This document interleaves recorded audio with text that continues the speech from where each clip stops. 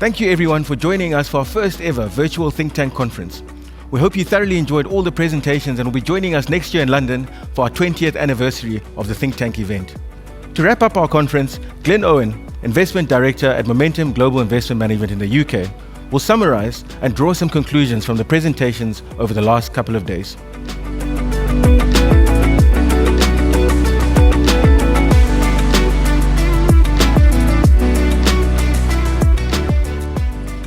History informs us that great crises bring great change, and they dramatically accelerate trends already underway.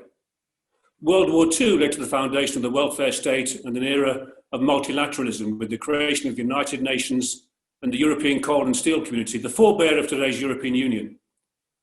The global financial crisis gave us negative interest rates, financial repression, and the blurring of lines between central banks and governments. Today's crisis has yet to run its full course, but already we can see some of its structural and far-reaching impact.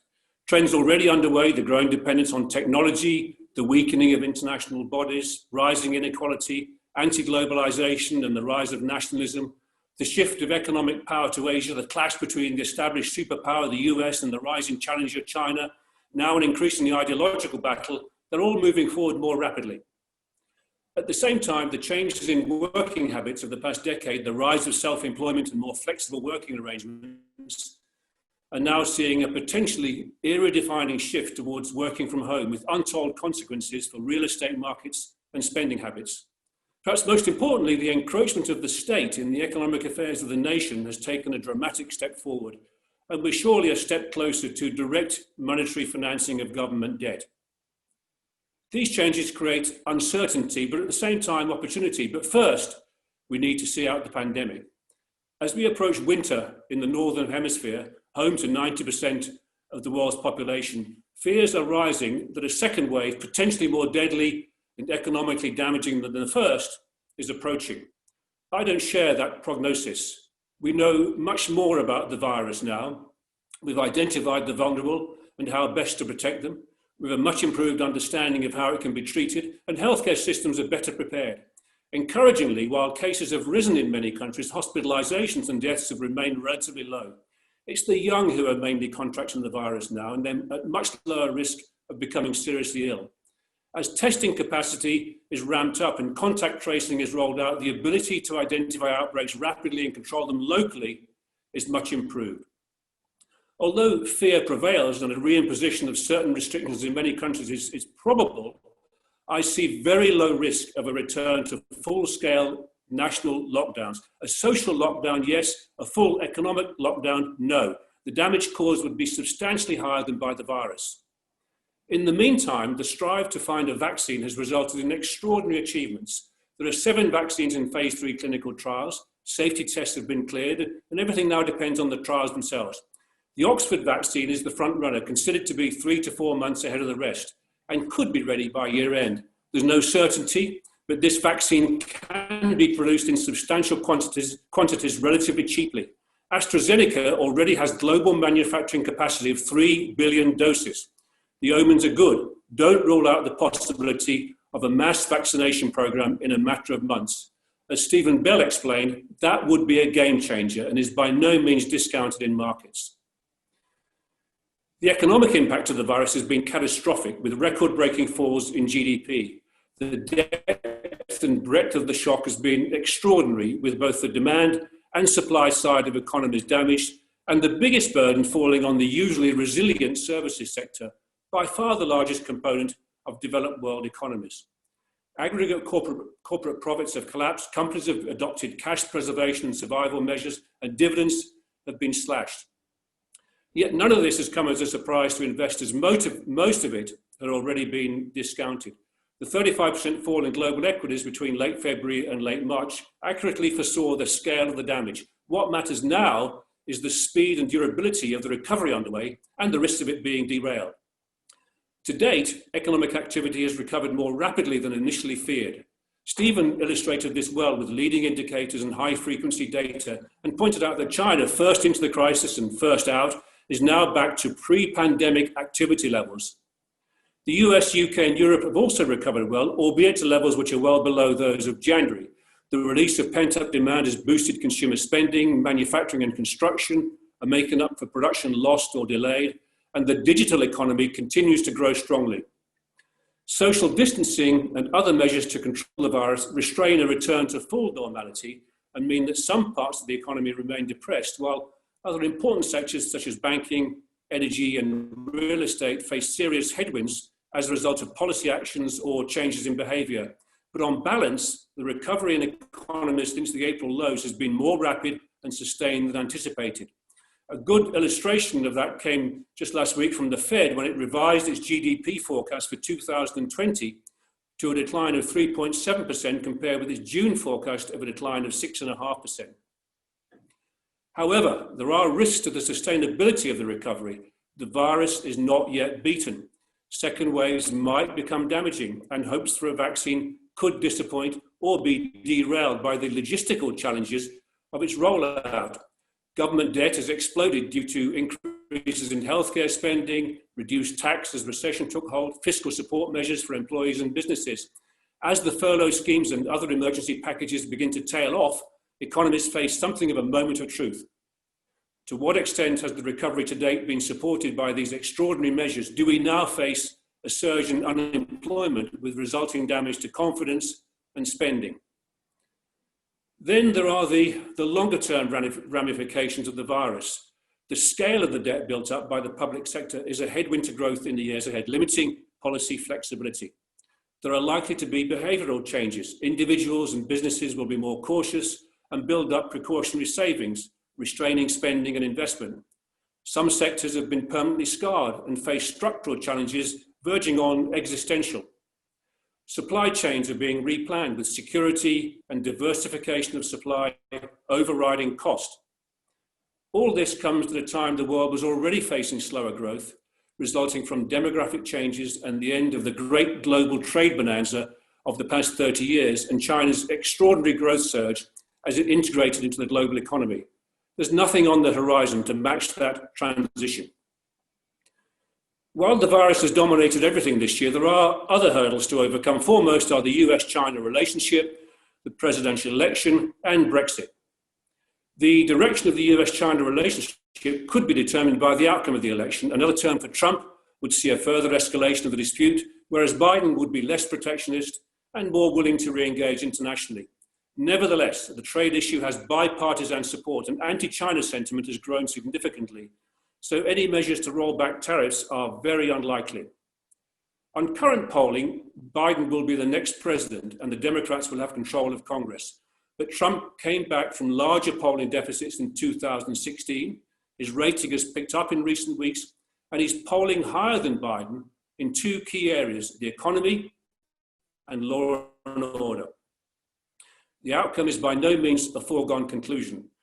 Biden is the least market-friendly of the two. He plans to raise taxes on companies and higher earners and roll back Trump's deregulation agenda. So the equity market could be under a cloud if polls continue to show a clean sweep for the Democrats. But in practice, there'll probably be little lasting impact with both candidates intent on big fiscal spending and the Fed, of course, firmly committed to ultra-loose policy. Brexit is now entering the business end of the negotiations and with it, a game of high politics. The EU continues to struggle to come to terms with the fact of the UK's departure, but recognises that a Prime Minister with an 80-seat majority in Parliament can and will implement his agenda, something that Prime Minister May was incapable of doing. The UK government, on the other hand, is intent on sticking rigidly to self-imposed deadlines, the latest being October the 15th to conclude free trade negotiations, while wriggling with a withdrawal agreement that it sees as heavily favouring the EU. The particularly unusual point about these negotiations is that the starting point, an existing free trade agreement between the UK and the EU, is also where both sides want to end up. But in reality, continuation of the status quo is not possible, as the UK has chosen to leave the single market and customs union, and the EU is immovable on issues concerning the integrity of their market. While the negotiations have gone backwards in recent weeks, much has in fact been achieved, and there are a few areas where agreement has not been. Naturally, these are the toughest matters where the two sides are furthest apart. But as with all things related to the EU, it will come down to the 11th hour.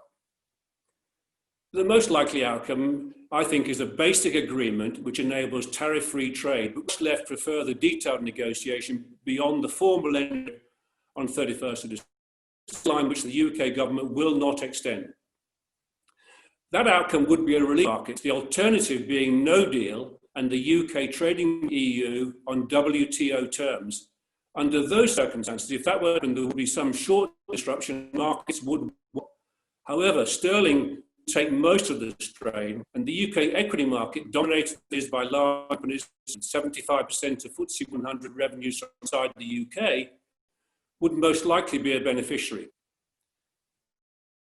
We believe that the UK will prosper as an open, increasingly knowledge-based economy, free to forge its own trade agreements beyond the EU. What is absolutely clear is that the economic impact of COVID far outweighs anything that Brexit might deliver, good or bad. Against this background, what's the broad macro picture ahead and how should we be positioning portfolios? Recovery from the economic slump of March and April is well underway and will continue, but it'll take some time for the global economy to return to full normality, even with an early vaccine success, and longer-term growth is likely to be subdued. Excess capacity, structural damage and weak demand has led to a deflationary environment and rising unemployment. Governments and central banks have responded with extraordinary policy measures, and continuing support will be needed in the years ahead. Central banks across the developed world have cut interest rates to near zero or below and have committed to keeping rates at these levels for the foreseeable future. The Fed is projecting unchanged rates through 2023, while it's likely to be many years after that before the Bank of Japan and the ECB raise rates. Japan has already had interest rates at or below zero for 2 decades, the ECB for 8 years, and in neither case has inflation come close to reaching its central bank target on a sustained basis. However, no central bank with negative interest rates going into this crisis has cut rates further, and others, notably the Fed and the Bank of England, are reluctant to move into negative territory. So this suggests that short-term rates are at or very close to their lower bound and have limited use in further policy easing. This will therefore fall to quantitative easing asset purchases, which are going to continue for years ahead, below the emergency levels at the peak of the crisis, but still very substantial. It's also clear that central banks are prepared to take risks on inflation, the Fed having recently changed policy to target average inflation over time, giving it the flexibility to overshoot its 2% inflation target and allow the economy to run hot for a period. The more limited room for easing monetary policy means that an increased burden to support economic activity and employment will fall to governments, with the added pressure for them of addressing rising inequality. There'll therefore be no return to fiscal austerity. Despite debt to GDP ratios across advanced economies rising by 20 percentage points this year to record highs of 130%, a move to fiscal sustainability will be very cautious and gradual. Fiscal and monetary policy will become more closely intertwined, and central bank yield curve control to keep longer-term interest rates low, or even direct monetary financing of deficits, is increasingly likely. In this environment, cash and safe haven government bonds will be a poor investment, delivering certainty of return of capital in nominal terms, but as Alex showed, losses in real terms. With the yield curve flat by historical standards, longer dated bonds offer limited yield pickup compared with short-term bonds, and there's the material risk of capital losses if yield curves steepen. This is increasingly likely as the world moves out of the pandemic crisis phase, which might well trigger a rise in inflation expectations. The risk in these bonds are asymmetric, and it's important, therefore, to hold inflation-protected bonds, as well as a diversified portfolio of fixed income assets outside the traditional government area. Jean-Marie Dumas illustrated how the higher downside volatility of a range of factor-style fixed income investing strategies should be more than compensated by higher returns, while also offering diversification benefits.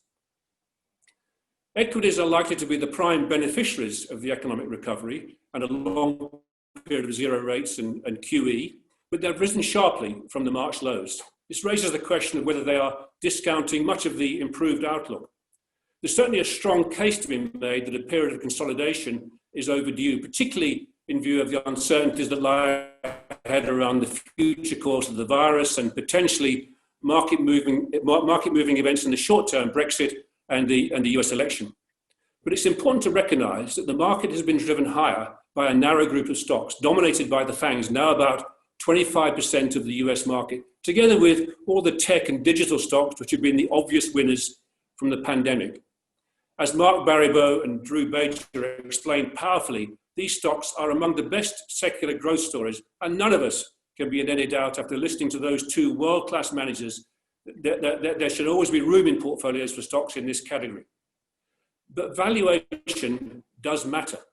And in many cases, valuations have been driven to very high levels. While we're not seeing a rerun of the tech boom and bust of the early 2000s, we have seen increasing retail and new buyers chasing momentum. And we expect to see some rotation towards the depressed value parts of the market. It might be underway right now. Andrew Wellington explained that the opportunity in this area is substantial. Valuation spreads are wider than at the peak of the financial crisis and close to the widest in history. He illustrated how a deep down cycle in value is usually followed by a steep up cycle. He felt the cycle might already have turned and is looking for one of the best. A successful rollout of a vaccine and a rise in inflation expectations would underpin this type of rotation, and it could occur without necessarily the overall market declining materially. We strongly believe that a blend of equity styles is an important part of portfolio construction, and never more so than now. A challenge for us all in building resilient multi-asset portfolios is to find defensive assets that offer reasonable value, steady income, and a buffer in difficult times. Property has served that purpose over the years, but not in the current crisis. Parts of the retail sector are in permanent decline, while the trend to work from home is casting a huge cloud over the future of offices. Here in London, the big listed REITs that own vast office blocks across the city are trading at 50% or more discounts to net asset value. The trend towards working from home has accelerated, and some companies will require a different type of office space. But I don't share the view that we are seeing the end of office working. There's a need for interaction, face-to-face meetings, spontaneity of conversation, learning from each other. It all fosters idea generation, staff development, and teamwork, which can only be achieved when we work together in an office. Share prices in this sector have recovered very little from the March lows. They offer huge recovery potential. Similarly with infrastructure, which has been hit hard by the pandemic, but which offers reliable revenue growth in most areas, as well as a protection. Now, inflation is not today's problem, nor might it be next year's, given the spare capacity that exists, particularly in the labour market after this year's dislocation. But it's a longer-term risk that's probably being underpriced. Unlike in the post-GFC period, when central bank liquidity injections were used largely to repair balance sheets of banks, this time the banks are in good shape, and the dramatically bigger money printing has found its way into the economy. Money supply in the US has expanded by 20% this year, the highest for decades. Historically, such large increases have led to higher inflation. It might not happen this time around, but the economic recovery underway will eat into surplus capacity, and structural forces are no longer benign, as deglobalization and reshoring of supply chains could be inflationary. If central banks were to enter the world of direct monetary financing of government debt, inflation risks escalate. We think it's important to hold assets which protect against this risk. Here, precious metals have a role to play, and we continue to hold meaningful allocations across our portfolios. Ned Naylor Leyland made a very convincing argument for gold's role as a store of purchasing power and its value as a decorrelating asset. And for those of you with the risk appetite, he made an even more convincing case for silver and the miners. Finally, as Jan de Koning told us, the increased focus on climate change took another leap forward during the crisis. And sustainability is here to stay as a core part of investing strategies. ESG factors have been an increasingly important part of our selection process, and we'll soon be launching specialist sustainable global equity and multi-asset funds. COVID-19 has delivered an exogenous shock of extraordinary magnitude. its timing was wholly unpredictable. As Alex showed us, global pandemics on this scale are extremely rare, and it's unwise to construct portfolios in anticipation of the next one. It could be generations ahead. While the shock was enormous, it was also short. We've almost certainly been through the worst of the virus and its economic damage. Indeed, the recovery we've seen to date is considerably better than earlier predictions. But the ramifications of the virus are deep, far-reaching, and long-lasting, with big implications for investment selection and returns. We need to be realistic about return expectations over the next several years. Global growth is recovering well, but long-term sustainable levels of growth are likely to be below pre-virus levels. Valuations across fixed income markets, especially safe haven government bonds, are at historic highs, and parts of the equity markets are also extended. Notably, the tech sectors, which have dominated returns to an extraordinary degree. While these assets have important roles to play in portfolios, future returns will surely be more subdued. But there are very good opportunities in other parts of the equity market and considerable recovery potential in the most depressed areas. More than ever, it's important to diversify and keep a broad spread of investments across and within asset classes, with a blend of fixed income sectors and equity styles. And while not today's problem, some protection from the possibility of a pickup in inflation in the form of inflation-linked bonds and precious metals is an important part of building resilience in portfolios. My message then is stay invested with true diversification and assets invested with some of the very best fund managers from around the world. Many of you you've heard from in the past couple of days. You'll be well positioned to ride out this storm and participate in the more benign conditions ahead. We will defeat this virus. We're well on the way to doing so. And I'm confident that next year we'll be holding this event in more convivial surroundings when we can socialize and network in the traditional way. In the meantime, and most importantly, stay safe and stay invested.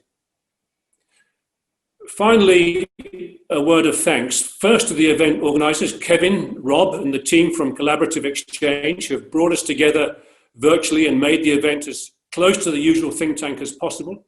To my colleagues in South Africa and the UK, Renee, Myrna, Esther, Emma, Sandra, and Anastasia, for all their hard work behind the scenes, and to the speakers who have given up their time to provide the usual outstanding content and given us so much to reflect upon.